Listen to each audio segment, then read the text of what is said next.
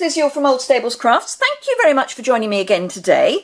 Today's project is this one, which is a pretty little Christmas card. I have left it blank in the middle because sometimes it's nice to do that.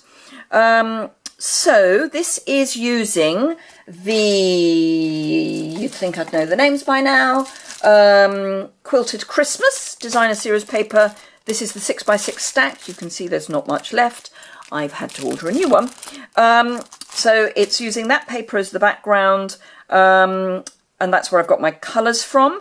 But it's also using the Merry Patterns Hostess set. This is the limited edition Hostess set that currently you can only get, well, you can only get until the end of this month with an order of £250 or more over my online store.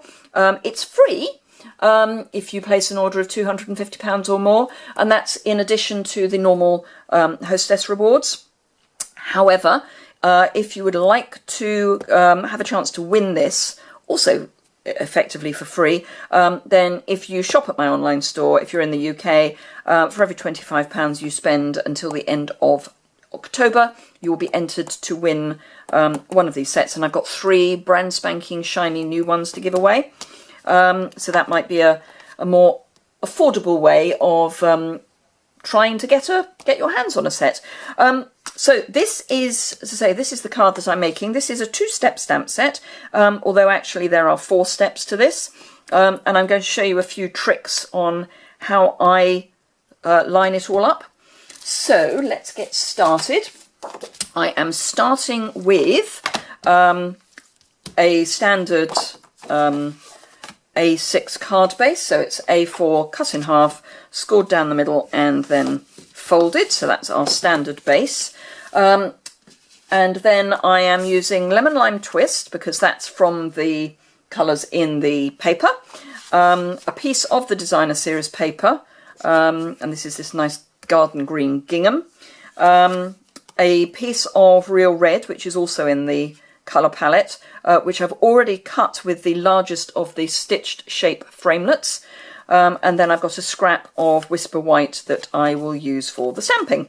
And again, this will be cut with one of the stitched shapes. So our colour palette is almost exclusively taken from the Designer Series paper, in that I'm using Lemon Lime Twist and Garden Green, but I'm adding in Daffodil Delight for the candles, because the colours that are in the pattern paper don't really lend themselves to being a candle, so I'm dropping in the Daffodil Delight as well.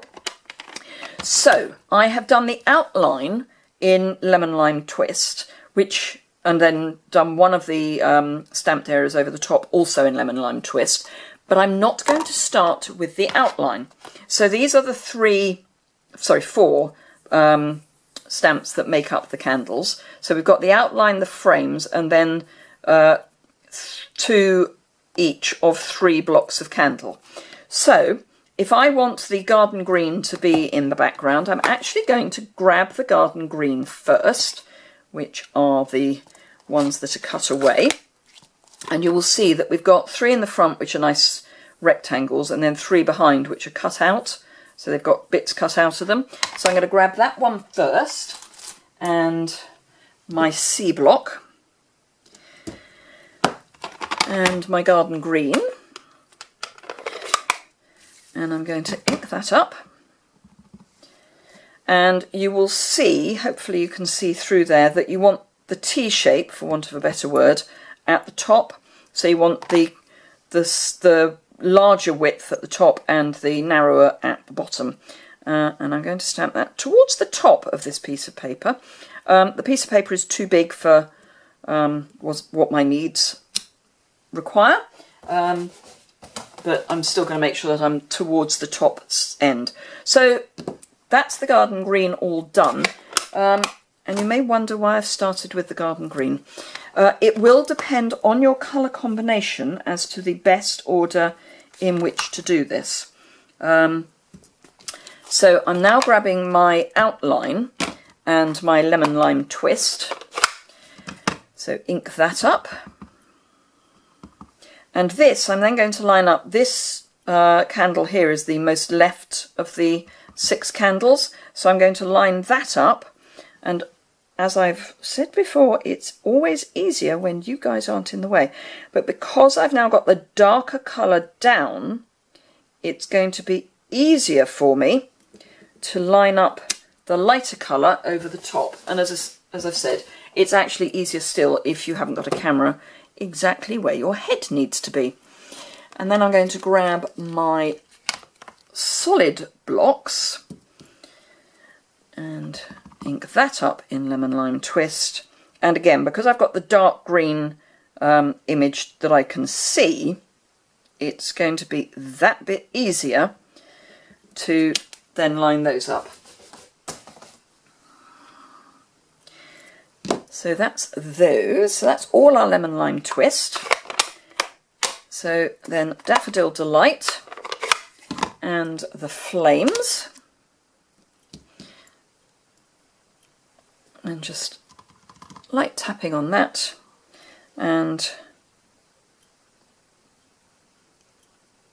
just look through, find 2 points to line up. I try to do 2 points that are reasonably far apart, but the shortest distance between 2 lines is between 2 points is a straight line. So if you line up there and there, you don't need to worry about the rest because they will by definition fall in line.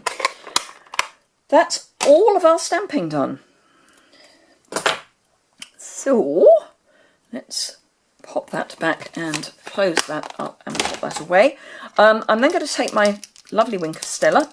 It's Christmas, so let's have Wink of Stella and then just add a little bit of shimmer to our flames. Then while that is just drying, I'm going to pop the card bases together. So let's grab my ever trusty Tombow and just scribble that across the back of my Lemon Lime Twist and pop that down. And again with this, you do not want to add too much glue, particularly to the back of paper, because it can make the paper a bit bobbly, because the glue will potentially set in a lump. So make sure you, if you do use glue, that you smooth it out nicely. Then I very carefully had my, oh there it is, pre-cut, my pre-cut real red square. It's sad, isn't it? And again, just scribble on the back of there, and then just by eye find somewhere that's sort of in the middle. Now, because you've got the lines of your gingham, you should be able to at least line it up straight and square within itself. So that's that. So now that the Wink of Stella is dry, I will bring in my trusty magnetic platform and its very, very dirty base plate. And top plate, and I've got the middle, well, the second largest stitched shape, and I'm going to pop it so that the candles are just inside the frame. The frame, unlike most framelets which cut right on the edge, because this has got the stitched shape, it actually cuts halfway through the die, or in the middle of the die, if you like, and I want quite a gap at the bottom. I think I'll bring it down a bit more so that I can tie a ribbon round it. Right, let's just pop that through, and you'll notice I've set that at an angle. It's much easier to get through a square or a flat edge through the Big Shot if you're not putting the flat edge straight through. It just cuts, it's not hitting it so hard. You don't get that dreadful gadunk as you go through, and then just ease that out. And there we go. So that's our stitched shape, and as you can see, the candles are beautifully lined up against the stitching. Then I'm bringing in, again from the Autumn Winter catalogue, the Real Red ribbon, and it's very originally called Real Red Ribbon. It's the very narrow one. I'm going to just add a very small bit of fast fuse, slightly larger, bit of fast fuse to the back, just to have something to anchor it to. And then I'm going to show you my trick for getting that bow. I did try tying a bow. Actually, I want to have that a bit higher up. I did try tying a bow straight onto the card, but as I don't have 3 hands, it was a bit of a nightmare. So let's just get that straight and down, and just snip that end. Now, so that's that.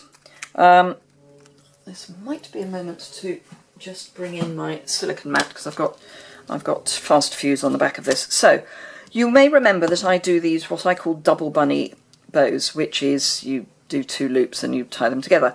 Well, you can still do it when you've got your ribbon in place. So just pop your ribbon through and then get your double bunny.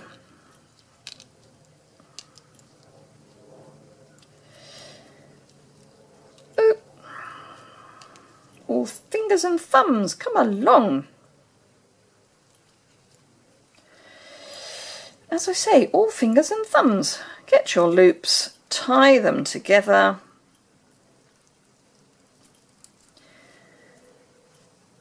And you're effectively tying a half knot, but with 2 loops.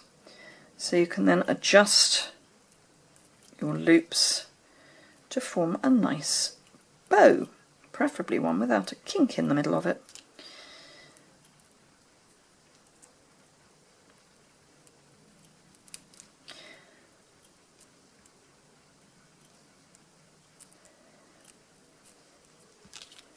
There we are, and then let's just slide that slightly further to the centre and give it its final tug. Trim the ends.